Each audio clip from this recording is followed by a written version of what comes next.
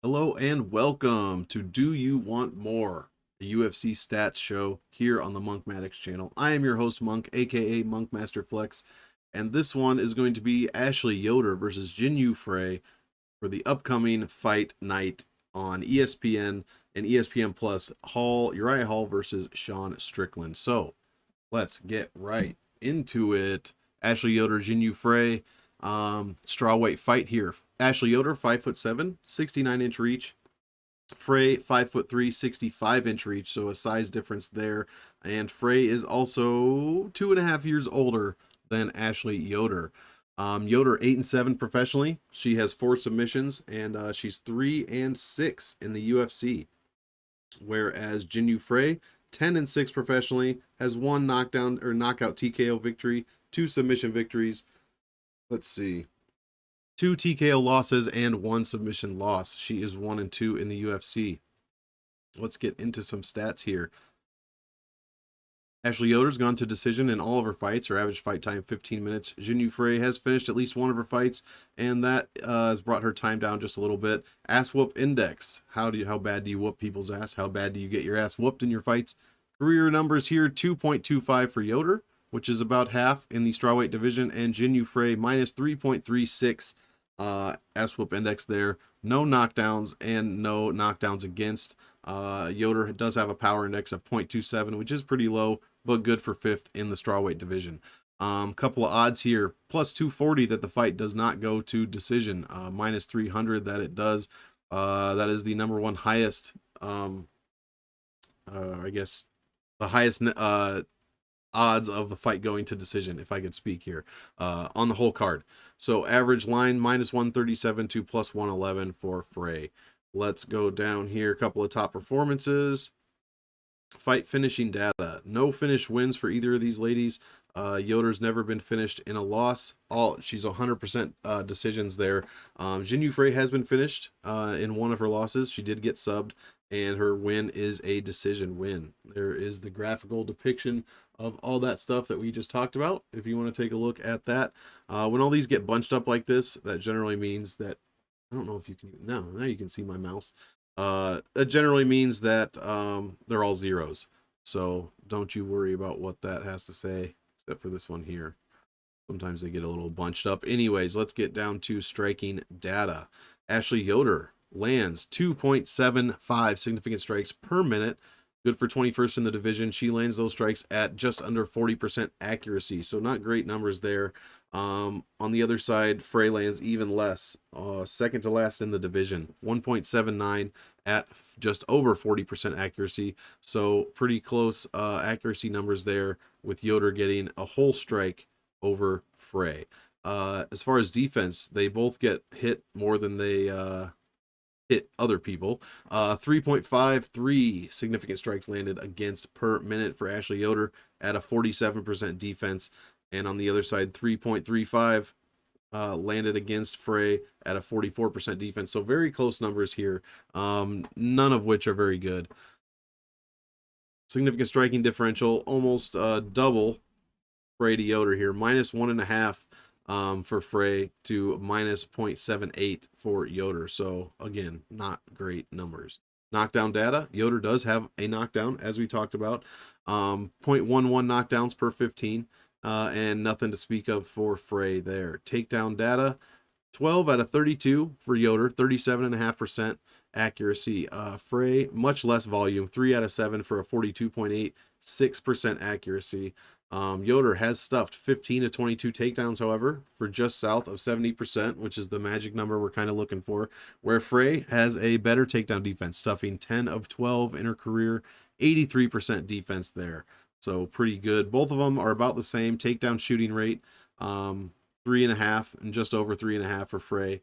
And their opponent shooting takedown rate, 2.47% for Yoder, 4.71% for Frey. And then both of them have about the same takedown per 15 differential. Control time data. Let's get into it. 31, almost 32% for Ashley Yoder, and 28, almost 30% for Frey. So pretty close numbers there again as well. This is a good statistical matchup.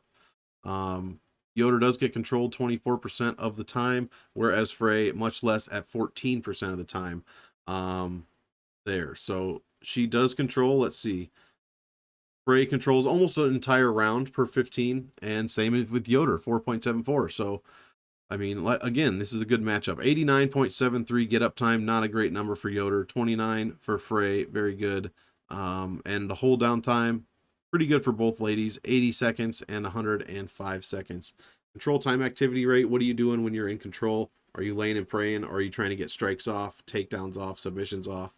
Almost a 5 for Yoder, so not a great number, but even worse for Frey at 3.19.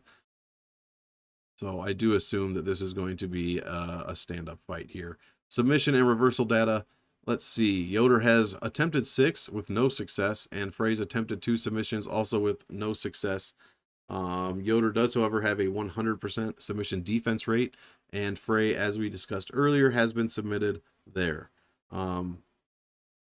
You know, nothing, they don't really throw submissions very often. I know Frey is about 8th in the division at 1%. So let's move on to significant striking data. What's jumping out to me here? Not too much. A lot of low numbers in the division for Frey as far as striking accuracy and defense goes, especially body and head strikes. Those are towards the very end of the division, whereas Yoder's numbers aren't much better, but you know, closer to the middle of the division there. Otherwise, nothing is jumping out at me as extraordinary. Advanced significant striking percentages. Frey lands the highest percentages of leg kicks in the division. I guess I said that wrong. Let me start over. 35% of the significant strikes that she lands are leg kicks. That is good for first in the division. Let's see where Yoder's leg kick defense is towards the end of the division. So that might be something to look at. Yoder getting her legs chopped up. Body strikes. Yoder does like to disperse her strikes evenly. I do like to see that. 66% to the head, 23, almost 24% to the body. So pretty good there. And Frey's body absorption striking rate is not good. 28th and 29th in the division. So, you know, I'm not saying that's going to win a fight or anything, but just something to keep an eye on. And this is a graphical analysis of all the stats we just talked about. So kind of easier to look at if you don't want to hear me drone on about percentages and strikes. You can kind of just take a look at that. What jumps out to me here, however, is Yoder. Significant strikes landed against, 25% leg and 25% to the body. So she gets hit everywhere. Last 5 fights, we don't really need to look at it for Jinyu Frey. We can definitely look at it for Yoder, who has made some improvements over her career. 2.81 strikes per minute. What's her, let's see, 3.43, so still a negative striking differential of 0.61, but that is better than 0.1 or negative 1.56 for Jinyu Frey. Positive takedown landed per 15 differential, positive control time differential. Ass whooping index has gone from 2.25 to 5.38 in her last fight, in her last 5 fights rather, so she is doing some work there. And then some graphs here just kind of not showing you if there's improvements or not, but rather in which direction the fighter is trending.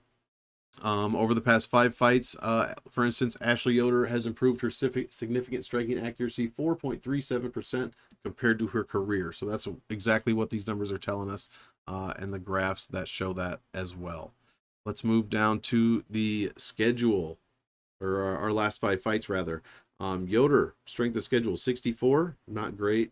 67 strength of schedule, not great there. 72 strength of victory. I mean, these numbers are all run-of-the-mill average, and not as high as you would want them. Frey's numbers are better. However, the people she has beat are, you know, do not have great records at a 0.57. Her strength of defeat, however, or the people that she has lost to, do have pretty good records, and their opponents have pretty good records as well. That's almost at a 0.8. There. So better strength of schedule numbers for Frey, and you can check out all the statistics in the 5 fights if you like. Let me scroll up so you can see over my big head Ashley Yoder's numbers there, and we will move on to the graphs and finish this one off here.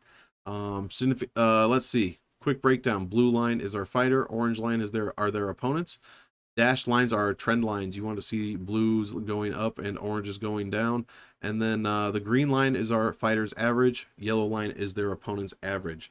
So you can kind of just look at these and see where the fighter's going in that specific category. Over the last 5, Ashley Yoder's striking has gone significantly down, and her opponents have significantly gotten better. So you see the crossing trend lines there, and the green line being below the yellow average line. It's pretty much the exact opposite graph you want to see. You want to see more like the takedown graph that she does have, however. Blue line way up here, blue dash line trending up, and our average is above our opponents. Same with the control time, however, that is trending downwards. We go over here to Frey. Same deal. Striking, she gets outstruck every fight pretty much. Takedowns are better than their opponents generally, and control time better as well. So I do enjoy looking at those graphs just to kind of get a different take on what these numbers kind of mean here. So that is the breakdown statistically for Ashley Yoder versus Jinyu Frey.